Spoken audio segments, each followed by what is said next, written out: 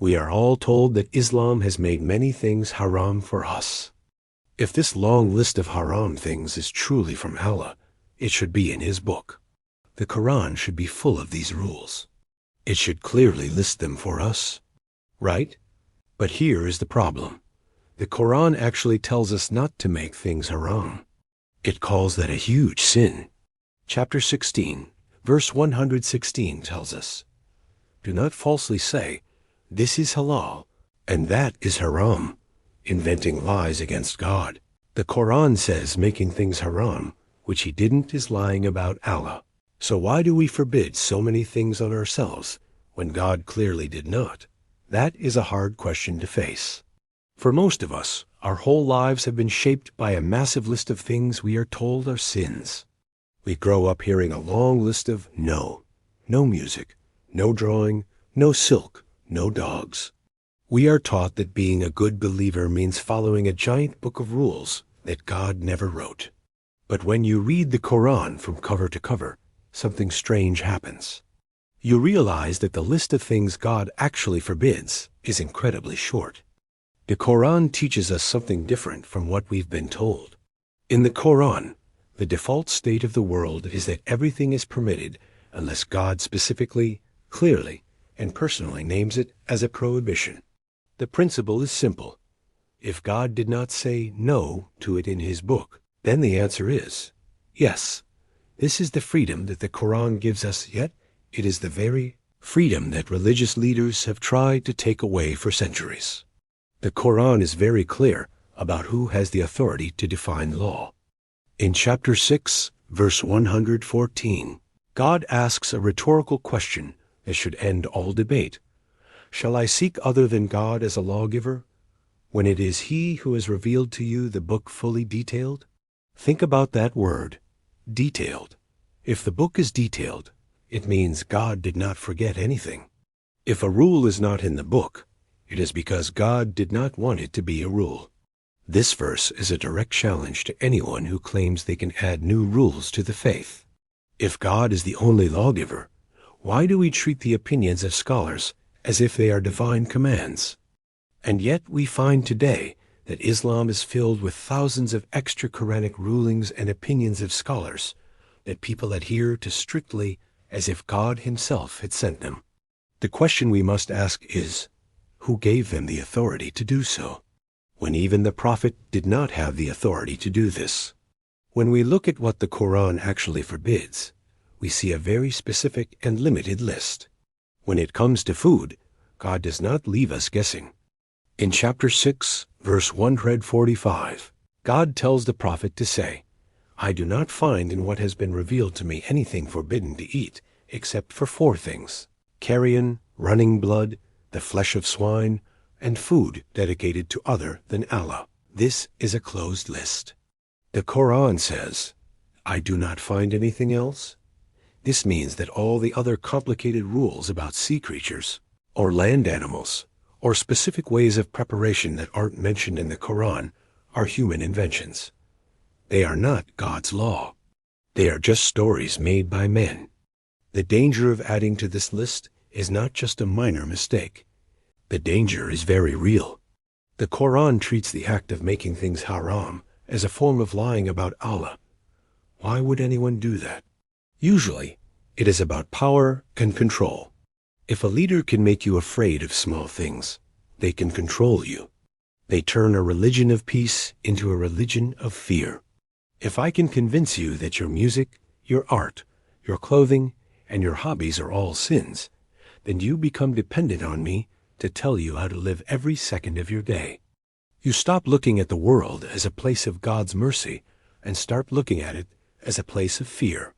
Think about how many small, insignificant things we are told to worry about. We are told there is a right way and a wrong way to do everything. Some people say you must walk into a mosque with your right foot first. They say you must walk into a bathroom with your left foot first. They tell you which hand to use for every tiny task, but Allah is the creator of the stars and the earth. He is the Lord of the universe. He is not a boss who watches which foot you use to walk into a room. He does not micromanage your life with petty rules that do not matter. God cares about your heart. He cares about how you treat people. He cares about justice and truth. He did not reveal the Quran just to tell you how to clip your nails or how to lay down when you sleep. Consider the issue of music or art. There is not a single verse in the entire Quran that forbids music. Not one. There is not a single verse that forbids drawing or sculpture. In fact, the Quran mentions that the Prophet Solomon had statues and images made for him by the grace of God. Yet, if you go to a traditional school today, they will tell you that these things are some of the biggest sins you can commit. They rely on stories and reports written down centuries after the Quran to override the silence of God. They take a hadith and use it to cancel out the halal that God has naturally placed in the world. But the Quran was sent as a mercy. It was sent to lift the burdens that people place on themselves. In chapter 7, verse 157, it describes the mission of the messenger as one who releases them from their heavy burdens and from the shackles that were upon them. Those shackles are the man-made laws and the religious prohibitions that people invented to make life difficult. The path of the Quran is a path of lightness and ease, not hardship. Where did all these rules come from? They are not in the Quran. They come from books written by men hundreds of years after the Quran was finished. These men took their own cultural likes and dislikes and called them God's law. But they are not God's law. They are just outdated, century-old customs and opinions. An ordinary person gets so caught up and spends so much effort and energy following these petty, made-up rules that they become mentally exhausted. They never really have the mental energy to actually reflect on the true message of the Quran. This creates a massive contradiction. On one hand, God says his book is complete, clear, and easy to understand. On the other hand, the clergy says the book is not enough. They say you need their books and their explanations to know what is right. The clergy wants you to believe that the Quran is too hard to understand. But the Quran says it is a clear light. It says it is easy to remember. You do not need a scholar to tell you what is haram. You just need to read the book. If God wanted to forbid music, he would have said, "Do not listen to music." If he wanted to forbid dogs, he would have said, "Do not keep dogs." He didn't. When we follow the clergy's list of prohibitions, we are effectively saying that God forgot to mention the important stuff. We are saying that God was not detailed enough, and he needed scholars to finish the job for him. But God says in chapter 19, verse 64, "And your Lord is never forgetful." If it isn't in the book, it isn't because God forgot. It's because he intended for you to have freedom in that area.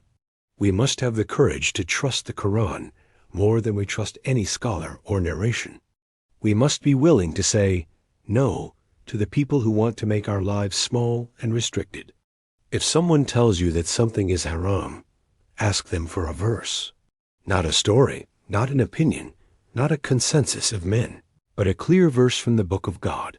If they cannot provide it, then they are inventing lies against God, just as verse 16 to 116 warn us. The path of the Quran is a path of freedom.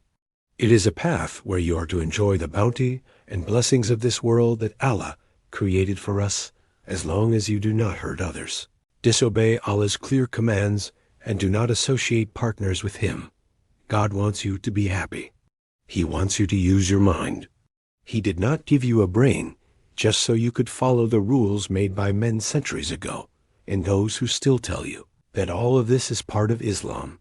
Stop carrying burdens that God did not give you. Stop living in fear of petty rules. Take back your agency. The Quran is enough for you. It is complete, it is detailed, and it is a mercy. When you stick to the Quran alone, you realize that God's love is much bigger than the small-minded rules of men. Trust God, trust his book, and live your life in the light of his true guidance. The truth really does set you free.